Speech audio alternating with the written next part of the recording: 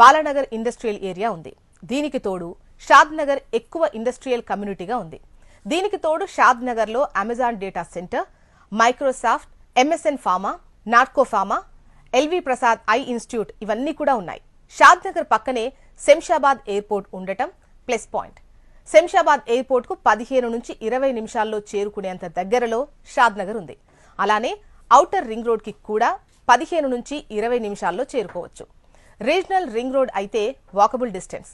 Outer ring road తర్వాత regional ring road ముందు షాద్ Nagar growth corridor అని చెప్పొచ్చు.